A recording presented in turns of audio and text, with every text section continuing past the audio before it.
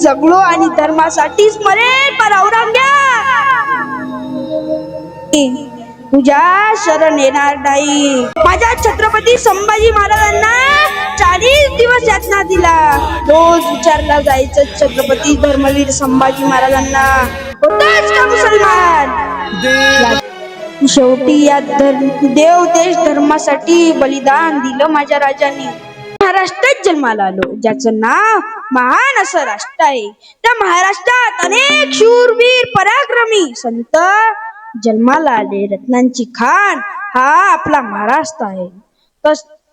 तसंच जर आपण छत्रपती शिवाजी महाराजांचं चरित्र ऐकलं तर त्या चरित्रामध्ये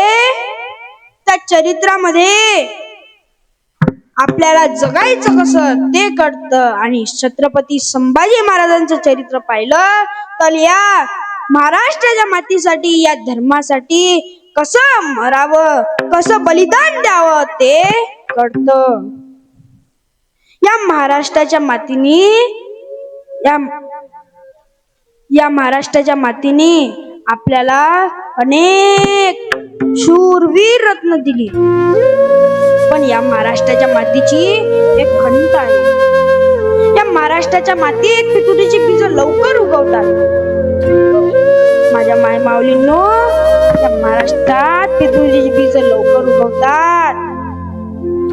या महाराष्ट्राचं नुकसान हे या गद्दारीनेच केलं आहे.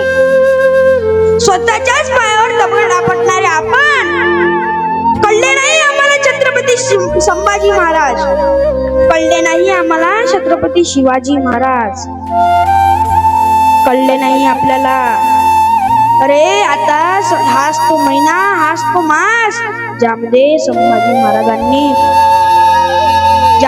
संभाजी महाराजांनी बलिदान दिलं. छत्रपती संभाजी महाराज कोण होते तर सिंहाच्या जबड्यात घालून मोजणी दात अशी 7 मराठी होते शंभूराजे. अरे माझ्या माय बापांनो, शंभूराजे सांगताना असा राजाच नाही हो या जगाच्या पाठीवर. औरंग्या समोर असताना एवढाही झुकला नाही माझे शंभूराजे. दादांनो, अरे माझ्या दादांनो, माझ्या भगिनींनो, या कधी विचारात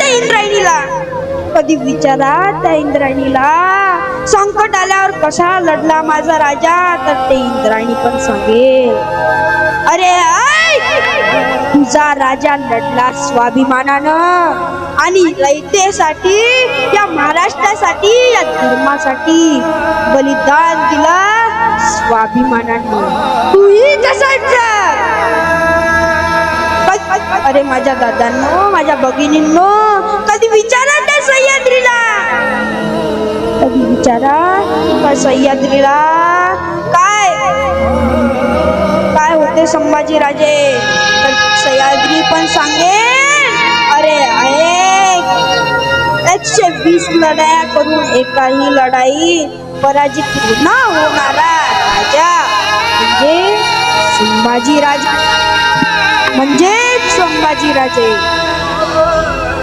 अरे दादांनो, वयाच्या 14व्या वर्षी हातात लेखणी घेऊन साहित्य क्षेत्र गाजवणारा आणि संशय घेऊन रणांगण गाजवणारा तो होते संभाजी राजे.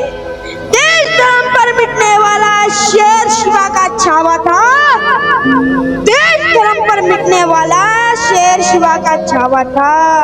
महापराक्रमी परम प्रतापी एक ही शंभू राजा था. अरे दादांनो, माझ्या भगिनींनो, संभाजी राजे कधी शत्रूच्या हातात सापडले नसते, पण काळाने घात केला. संभाजी राजांचे मेवणे दूर निघाले. शत्रूला जाऊन सांगितलं, संभाजी राजे सरदेशांच्या वाड्यात रात्री एकटे मुक्कामाला आहे.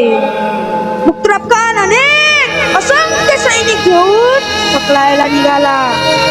वाड्याच्या दिशेने अनेक सैनिक जाताना दिसले. संताजी मानोजी सतर्क झाले, राजाच्या दिशेने धावले.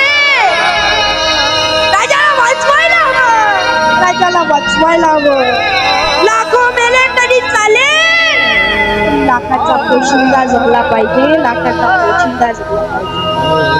राजाला वाचवायला हवं, राजाला वाचवायला हवं. राजे उठा, राजे उठा, राजे उठा, राजे घात झाला, घात झाला, आपल्याला निघावं लागेल. राजे शंभूराजे उठले.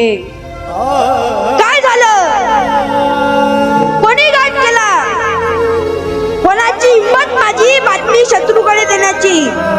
राजे तुमचेच मेवणे, आपले गलोची शेरके.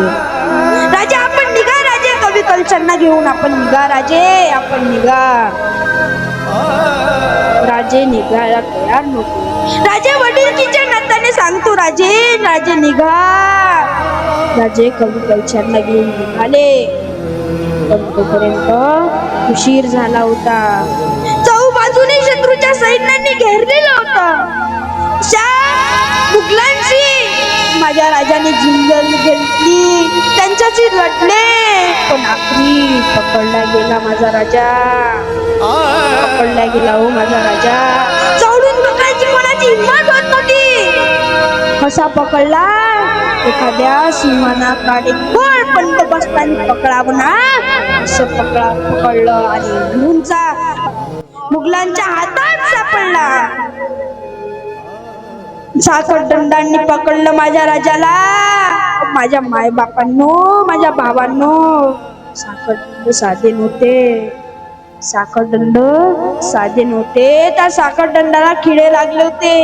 किडे यायचे, टच किडे टोचायचे, त्यामधून रक्ताच्या धारा निघत होता. किरचिर पम रक्ताच्या धारा निघत होत्या. पकडलो माझ्या राजाला, पकडलं. औरंगजेबासोबत नेलं.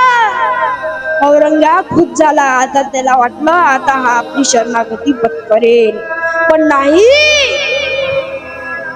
नाही, धर्मासाठी जगलो आणि धर्मासाठीच मरेल. पण औरंगजेब तुझ्या शरण येणार नाही. अरे दादांनो, अरे दादांनो, माझ्या भावांनो, औरंगजेब खवळला, औरंगजेब खवळला. 40 दिवस उपाशी राहिला माझ्या राजाला, 40 दिवस. अरे दादांनो, अंगाचं मांस काढलं, त्यावर मीठ चोळलं, अनेक यातना दिल्या, असंख्य यातना दिल्या, एवढ्या यातना दिल्या. कोणी मागून यायचं, घात करून जायचं, कोणी यायचं कान कापले, कोणी यायचं, कोणी जीभ कापली, कोणी हात कापले, कोणी पाय कापले, कोणी हाताच्या नखं कापले, कोणी पायाचे नख कापले, कोणी बोट छाडले, कोणी अनेक यातना दिल्या हो माझ्या राजाला, अनेक यातना दिल्या. पण तरीही माझ्या राजाच्या तोंडातून एकही आवाज निघत होता, एकही किंचाळी निघत नव्हती. अरे दादांनो, एकही किंचाळी निघत नव्हती. फक्त एकच नाव, जगदंब, जगदंब. अरे दादांनो, माझ्या भावांनो, अरे शेवटी या देव देश धर्मासाठी बलिदान दिलं माझ्या राजाने. मातीत मरणारे अनेक असतात, पण मातीसाठी मरणारे शंभूराजेच आहे, शंभूराजेच आहे. अरे दादांनो, माझ्या भगिनींनो, माझ्या भावांनो, लक्ष द्या. शेवटी औरंगजेब पण म्हणाला, तो औरंगजेब पण म्हणाला, असा एक तरी पुत्र माझ्या घरात का जन्माला नाही आला. अरे औरंगजेब, तुझ्या घरात कसा जन्माला येईल, तुझ्या घरात कसा जन्माला येईल.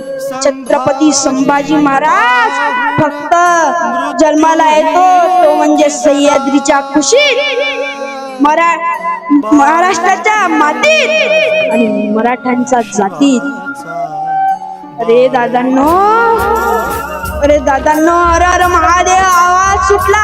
मुघलांच्या कपाळी घाम फुटला, मुघलांच्या कपाळी घाम फुटला. मर्द मावड्यांच्या चमकल्या तलवारी, मुघल पडती माघारी. महाराज तुम्ही अजून जगला असता तर मुघलांनी भगवाच फडकवला असता. माझ्या छत्रपती संभाजी महाराजांना 40 दिवस यातना दिला. रोज विचारला जायचं छत्रपती धर्मवीर संभाजी महाराजांना होताच का मुसलमान. राजांनी मान डोलवत सांगायचं नाही आणि अनेक यातना सहन करायच्या.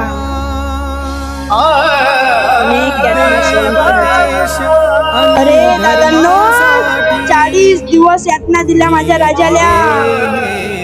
मेलो तरी चालेल पण धर्म बदलणार नाही, धर्म सोडणार नाही. याला म्हणावं. अरे दादांनो आता जर ते वस्तू पाहत असतील आज ज्यांच्यासाठी मी बलिदान दिलं ते आज त्यांच्या बैठकीला बसतात.